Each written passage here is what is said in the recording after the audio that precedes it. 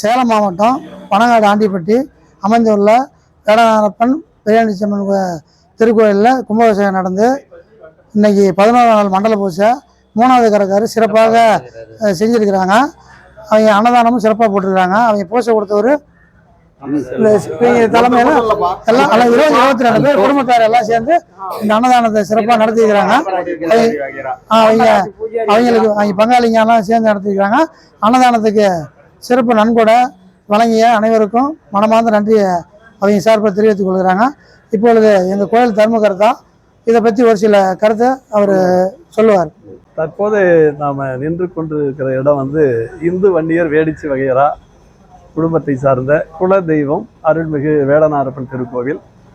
அருகாமையில் வலப்புறத்தில் அருள்மிகு பெருமாள் திருக்கோயிலும் இடப்புறத்தில் அருள்மிகு முருகன் திருக்கோயிலும் அமைக்கப்பட்டிருக்கிறது. இது மட்டுமன்று இங்கே அருள்மிகு கன்னிமார் மற்றும் கருடாழ்வார் மயில் வாகனம் இவைகளெல்லாம் இங்கே அமைக்கப்பட்டிருக்கிறது. இதற்கு அடுத்தா போல அருகிலே அருள்மிகு பெரியாண்டிச்சியம்மன் கோயில் அமைக்கப்பட்டுள்ளது. அந்த கோயிலில் ராகுகேது, அருள்மிகு பிடாரியம்மன், பாவாடராயன், பல்லவேட்டுக்காரர், வீரக்காரன், கருப்பசாமி, பெரியாண்டிச்சியம்மன் எல்லா தெய்வங்களும் அமைக்கப்பட்டு இருக்கிறது. இந்த கோயில் அமைப்பதற்கு முன்பாக அதாவது சின்ன கற்களால் அமைக்கப்பட்டு வழிபாடு சுயம்பால் அமைக்கப்பட்டு நீண்ட நெடிய காலமாக கிட்டத்தட்ட ஒரு 1000 ஆண்டுகளாக சுயம்பே வந்து வழிபட்டு வந்தார்கள். இந்த கோயிலை பொறுத்த மட்டும் இந்து வன்னியர் வேடிச்சி வகையரா குடும்பத்திற்கு சொந்தமான கோயிலாகும்.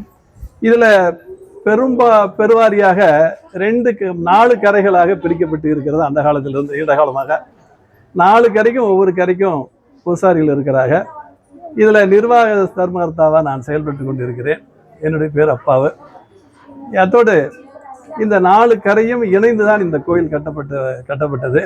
ஒவ்வொரு செயலும் 4 கரை பங்காளிகளுடைய கருத்தை கேட்டு அவங்க கருத்தைக்கு ஒரு முழு வடிவம் கொடுத்து செயலாற்றி கொண்டு ஒற்றுமையாக வருகின்றோம்.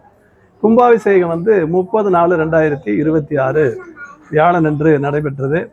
கிட்டத்தட்ட ஒரு 10-20 மக்களுக்கு பக்தர்களுக்கு மேலாக கூடி இந்த விழா சிறப்புற நடைபெற்றது.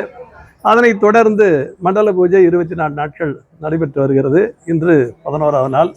இந்த விழா ஒவ்வொரு கரையாக, அதாவது ஆண்டிப்பட்டியில் இருக்கிற 1வது கரை என்று அடையாளத்துக்கு சொல்வார்கள், 2வது கரை வருண் பூசாரி வகைரான்னு சொல்வார்கள், 3வது கொத்தனூர் கரை என்று சொல்வார்கள், 4வது காசகானூர் கரை என்று சொல்வார்கள். ஒரு அடையாளத்திற்காக அந்த கரைகளை தவிர நாங்கள் எல்லாரும் ஒரு குடும்பத்தை சார்ந்தவர்கள் என்பதிலே மாறுபட்ட கருத்து எதுவும் இல்லை. ஒற்றுமையாக செயல்பட்டு வருகிறோம். ஒற்றுமை தொடர்வதற்கு ஆண்டவன் காத்திருக்கிறோம். மற்றபடி சொல்ல வேண்டிய விஷயங்கள் நிறைய இருந்தாலும் சுருக்கமாக தொடர்ந்து முடித்துக் கொள்கிறேன். நன்றி, வணக்கம்.